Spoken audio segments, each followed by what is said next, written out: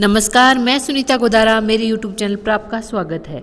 आज हम कक्षा 12 पुस्तक सरयू के अध्याय 18 महादेवी वर्मा द्वारा रचित अलोपी संस्मरण का अध्ययन करेंगे। चलिए सबसे पहले हम संक्षेप में महादेवी जी का जीवन परिचय पढ़ते हैं।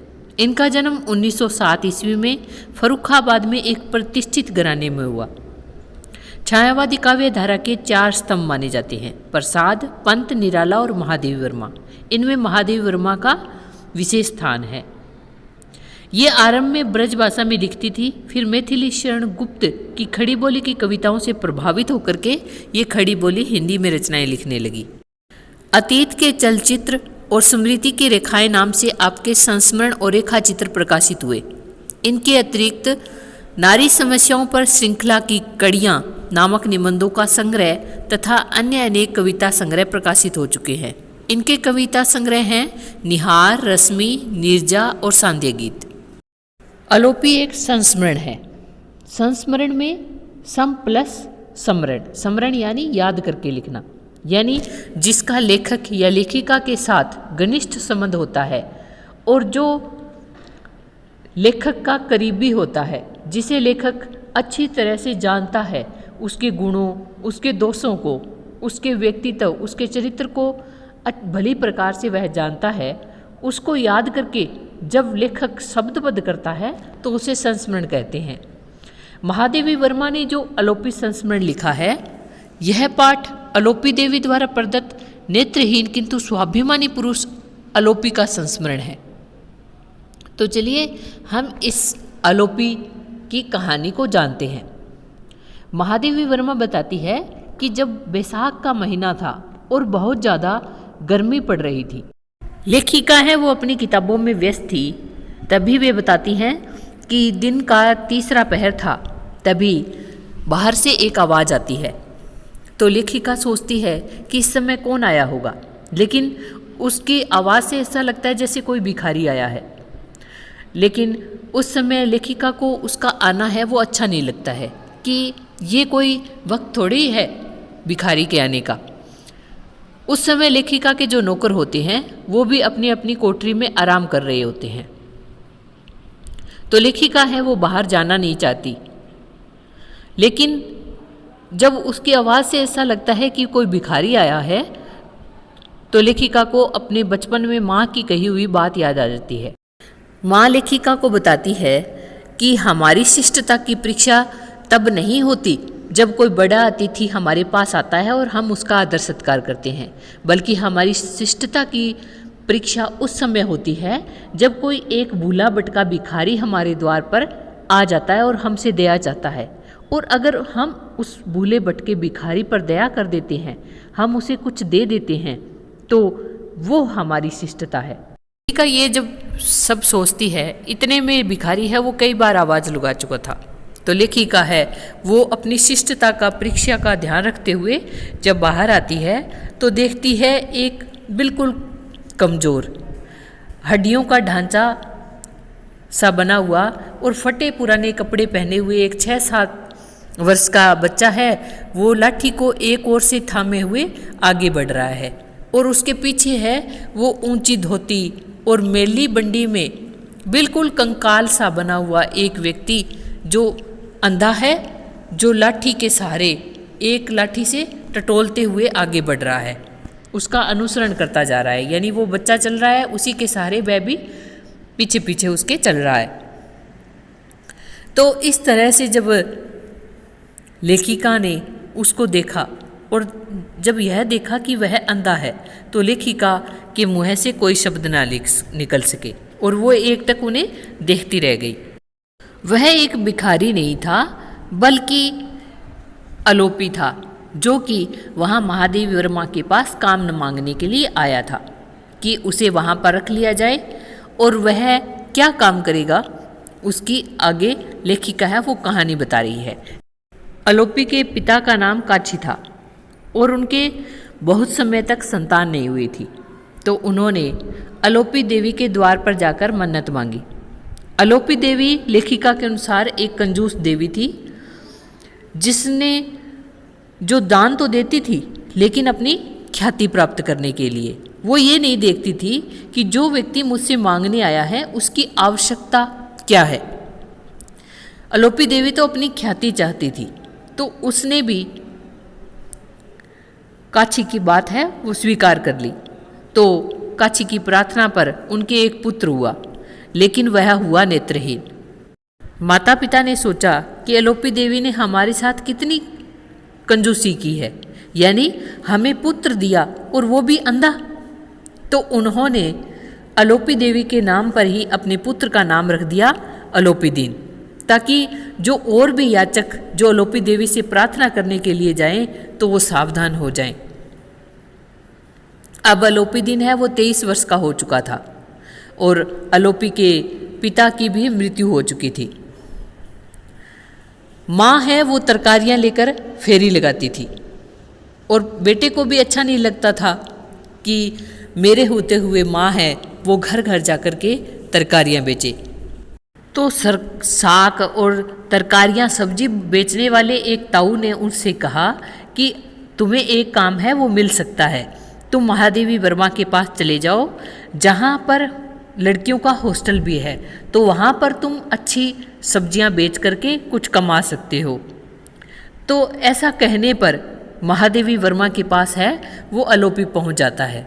जो आपको पहले बताया था कि महादेवी वर्मा है वो उसे भिखारी समझ लेती है, लेकिन जब बाहर आती है तो देखती है कि एक अंधा व्यक्ति है वो खड़ा है और उसके साथ एक छोटा 6-7 वर्ष का बालक है। उस बालक का नाम होता है रघु, जो अलोपी का फुफेरा भाई है, यानी बुआ का लड़का है।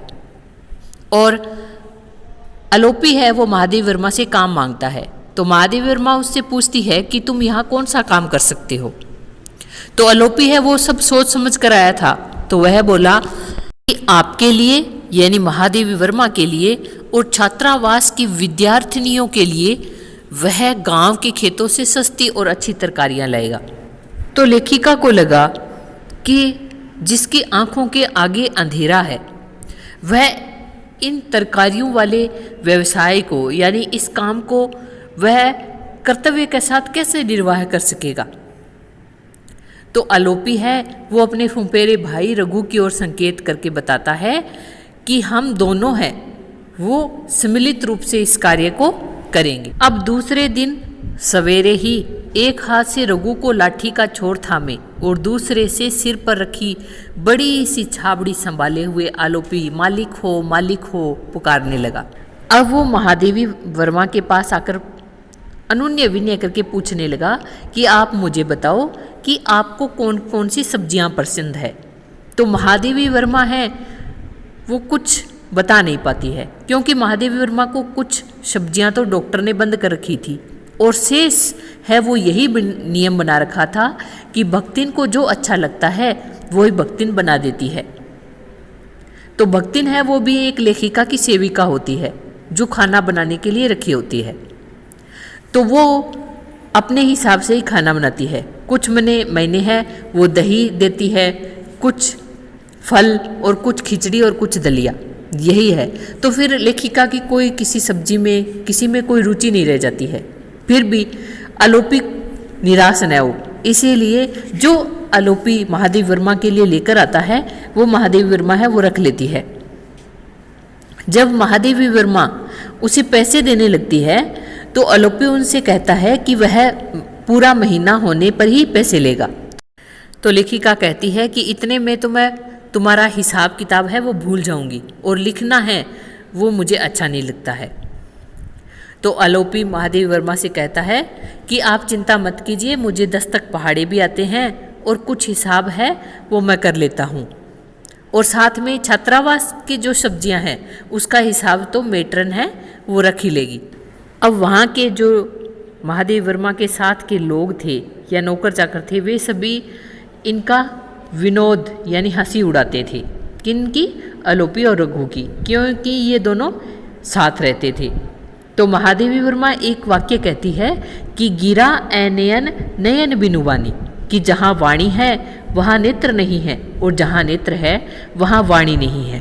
लेकिन ये है कि अलोपी जो है उसके पास उसकी जो कमी की पूर्ति है, यानी आँखों की जो कमी की पूर्ति है वो उसकी रसना अर्थात जीभ करती है। ये अलोपी है वो देख नहीं सकता था लेकिन बोलता खूब था, तो उसके जो आँखों का अंधापन था उसकी पूर्ति है वो उसकी जीभ ने कर दी थी।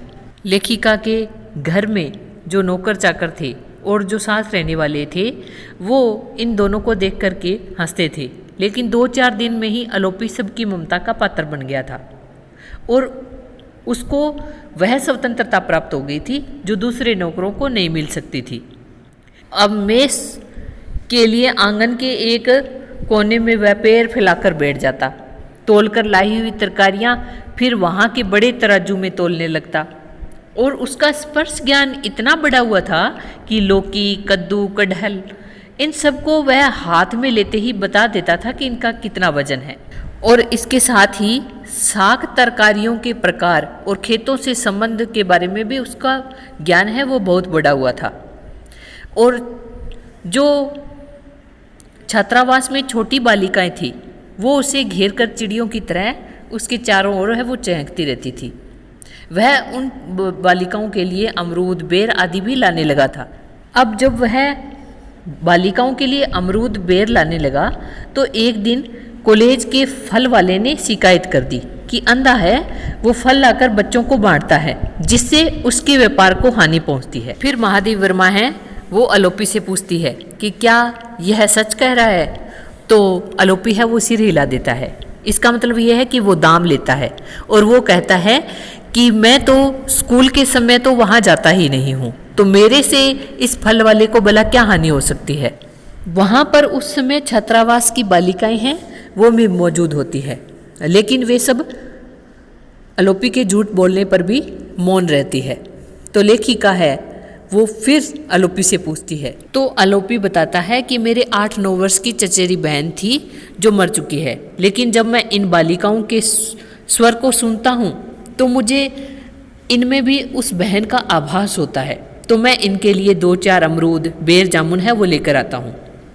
लेकिन देहात में इन सभी चीज़ों के कोई दाम नहीं लेता है, यानी जब मैं देहात से सब्जियाँ आदि खरीद कर लाता हूँ तो उनमें से वे फल हैं वो मुझे तरकारियों में ही साथ मिल जाते हैं, यानी वो थोड़े अमरूद, बेर और जामुन भी डाल देते हैं जो मैं इन बालिकाओं को दे देता हूँ और उसके बदले में मैं पैसे नहीं लेता हूँ।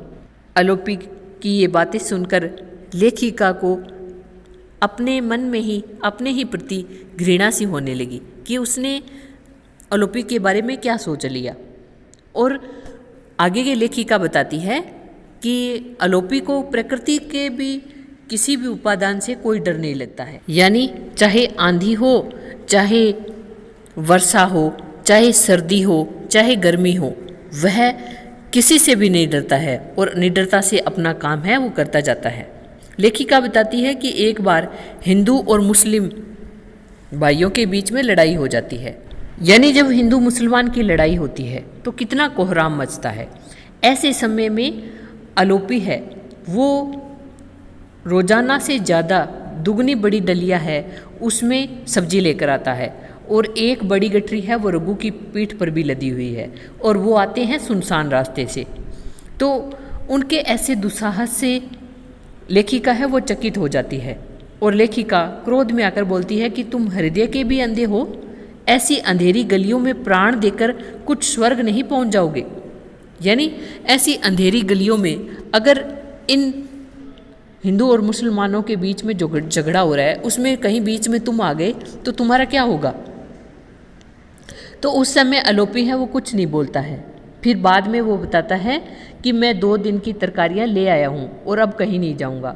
और उसकी उस समय तरकारी लाने की मजबूरी ये थी कि मेट्रन ने उसे बताया था कि घर में जो अचार था वह अब समाप्त हो गया है और बढ़िया है उसमें भी फफूंदी लग गई है, तो सब्जियां लाना है वो आवश्यक हो गया था। इसीलिए उसने अपने प्राणों की परवाह ना करते हुए वह सब्जियां लेकर आया। अब लेखिका ने 2-3 दिन सब्जियां लाने के लिए मना कर दिया था, लेकिन अलोपी फिर भी नहीं रुक सकता था क्योंकि उसकी बूढ़ी माँ का रक्षा का भार भी उस पर ही था। अलोपी की एक विचित्र बात ये थी कि लेखिका बरामदे में है या नहीं, यह तो आलोपी देख नहीं सकता था, लेकिन फिर भी वह आते जाते उस दिशा में नमस्कार जरूर करता था। आलोपी है वो महादेवी वर्मा की भक्ति करता था, तो उस भक्ति में वह बहुत जो और सदस्य थे उनसे वार्तालाप करता था और उनसे पूछता था कि लेखिका को करेला अच्छा लगता है या कटहल, कचनार की कली पसंद है या सहजन की फली, मेथी का साग उन्हें अच्छा लगता है या पालक का, मीठा नींबू लाभदायक है या संतरा, आदि बहुत सारे प्रश्न हैं जिन पर वाद विवाद वो करता रहता था। एक बार लेखिका को बुखार हो जाती है, तो आलोपी रोजाना की तरह बरामदे में जब भी आता जाता है तो नमस्कार करता है। तो जब लेखिका का कोई जवाब नहीं सुना तो आलोपी है वो रघु से कहता है कि लगता है कि गुरुजी बहुत गुस्सा हो गई हैं, इसीलिए वो कुछ बोलती ही नहीं है। लेकिन फिर उसे पता चलता है कि बीमारी के कारण महादेवी वर्मा है वो बाहर नहीं आती हैं। अब दूसरे दिन महादेवी वर्मा के पास संदेश पहुंचा कि आलोपी है वो लेखिका से मिलना चाहता है। लेखिका को भी कष्ट था, बुखार थी, लेकिन फिर भी लेखिका को हंसी आ गई, क्योंकि जो व्यक्ति अंधा है, जो देख नहीं सकता, वो मुझे भला कैसे देखेगा। फिर भी आलोपी है वो हाथों से टटोलता टटोलता है वो लेखिका के पास पहुंच जाता है और उन्हें नमस्कार करता है और फिर लेखिका के सामने विभूति रख देता है। लेखिका पूछती है कि यह क्या है, तो वह बोलता है कि यह विभूति मैं आलोपी देवी से लाया हूँ और इसे आप एक चुटकी जीभ पर रख लीजिए और एक चुटकी माथे में लगा दीजिए, तो सब आपके रोग हैं वो दूर हो जाएंगे। तो लेखिका मन में सोचती है कि जब देवी तुम्हारा ही पूरा न कर सकी तब मेरा क्या करेगी, यानी जब तुम्हें आंखें नहीं दे सकी तो मुझे वह क्या देगी। लेकिन फिर भी जब आलोपी इतनी मेहनत से और इतनी श्रद्धा से जब विभूति उनके लिए लेकर आया था तो लेखिका है वो मना नहीं कर पाई और वह उसे लगा लेती है। आलोपी को महादेवी वर्मा के पास आए हुए 3 वर्ष हो चुके थे। आलोपी जो महादेवी वर्मा के पास आया था तो उसका शरीर है वो एक हड्डियों का ढांचा मात्र था। अब वह सुंदर कपड़े पहनने लगा था और सिर पर साफा भी रखने लगा था। वह महीने में 70 रुपये से कुछ अधिक की साग सब्जियां हैं वो बेच देता था और उनमें से दाम चुका करके रघु को कुछ देकर भी आलोपी के पास इतना बच जाता था जिससे वह सहजता से रह सके और अपनी माँ का भी पालन पोषण कर सके। रघु ने बताया कि दादा का रुपया है वो उसकी माई गाड़ कर रखने लगी है। एक दिन भक्तिन महादेवी वर्मा को बताती है कि आलोपी अपना घर बसा रहा है और वह जिसके साथ घर बसा रहा है वह एक काछिन है। काछिन यानी सब्जी बेचने वाली। तो आलोपी है वो उसके साथ विवाह कर लेता है। काछिन के पहले भी 2 पति थे जो मर चुके थे। अब तीसरा पति है वो उसका आलोपी था। गर्मियों की छुट्टियों के बाद लेखिका ने सुना कि आलोपी की माँ है वो अब अलग रहने लगी है और नई पत्नी ने आकर के घर संभाल लिया है।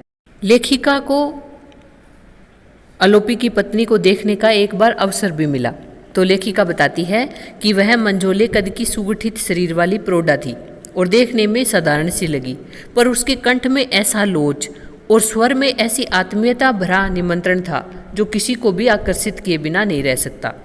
और उसी के आकर्षण से यानी आलोपी ने उससे विवाह कर लिया। अब काछिन जो है वो आलोपी से विवाह है पैसों के लिए करती है। रघु है वो बताता है कि जो नई भौजाई आई है वो हमेशा है वो रुपयों की ही चर्चा करती रहती है, इसके अलावा और कोई भी चर्चा नहीं करती है। कभी वह रघु से पूछती है कि आलोपी ने गाढ़े दिन के लिए कुछ बचा रखा है या नहीं, और कभी वह पूछती है कि उसके पछेली और झुमके किस कोने में गाड़ कर रख दिए जाएं। यानी वह सब इसीलिए पूछती है ताकि उसे पता चल जाए कि आलोपी है वो धन छुपाकर कहाँ रखता है। आलोपी का विवाह है वो 6 महीने तक ही रहा। फिर लेखिका ने सुना कि चतुर पत्नी जो है वो सब कुछ लेकर के, यानी उसने जो भी धन कमाया था, जो उसने छुपा कर रखा था, वह सब लेकर के और उसको छोड़ करके चली गई है। कई दिनों तक तो अलोपी को विश्वास तक नहीं हुआ और खुद गड्ढे को टटोल टटोल कर देखता रहा। फिर द्वार पर बैठकर वह काचिन की प्रतीक्षा करने लगा। तो फिर जो उसके पड़ोसी थे उन्होंने उसे बताया कि वह अब लौटकर नहीं आएगी। जब ऐसा सुना तो अलोपी है वो बीमार पड़ जाता है। जब लोग उससे कहते हैं कि तुम यह सूचना पुलिस को दो, तो वह कहता है अपनी स्त्री की हुलिया लिखवा कर पकड़ मंगाना नीच काम है। अलोपी जब कुछ अच्छा हो जाता है तो वह फिर से छात्रावास में और महादेवी वर्मा के पास आने लग जाता है। लेखिका बताती है कि अब वह पहले जैसा नहीं रह गया है, यानी अब वह बिल्कुल टूट चुका है। पैर भी घसीट कर चलता है, हाथ से लाठी छूट पड़ती है और कई बार तो ऐसा होता है जब वह महादेवी वर्मा के सामने बरामदे की ओर नमस्कार करता है तो उसके सिर पर रखी हुई छाबड़ी भी गिर जाती है। यानी एक विश्वासघात ने अलोपी के सब साहस, संपूर्ण उत्साह और समस्त आत्मविश्वास को निगल लिया। अब अलोपी है उसमें वैसा उत्साह नहीं रह गया था। अलोपी उस स्त्री के जाने के बाद में माँ के साथ फिर से रहने लग गया था। माँ ने भी उसकी भूल को क्षमा कर दिया था, लेकिन बेटा खुद है वो अपने आप को क्षमा नहीं कर पा रहा था। और अब माँ और बेटे के बीच में वह प्रेम नहीं रह गया था, क्योंकि वह अगर माँ से नज़रें भी मिलाए तो किस तरह से मिलाए। लेखिका बताती है कि एक दिन दशहरे का अवकाश था और लेखिका है वो घर पर ही अपना अवकाश है वो मना रही थी। अलोपी है वो तरकारियाँ देकर संध्या समय तक मेस में ही बैठा रहा। कभी बड़ी ममता से तराजू को छूकर देखता है और कभी स्नेह से पुसी यानी उनकी जो बिल्ली थी कि धनुषाकार पीठ को सहलाता और कभी विनोद से छोटी बालिकाओं को चिढ़ाने लगता। फिर लेखिका की कुतिया फ्लोरा को अपनी बिछोरी में बंधे मुरमुरे देकर, हिरणी सोना को मूली की पत्तियां खिलाकर और लेखिका के बरामदे को नमस्कार कर जो गया तो कभी नहीं लौटा।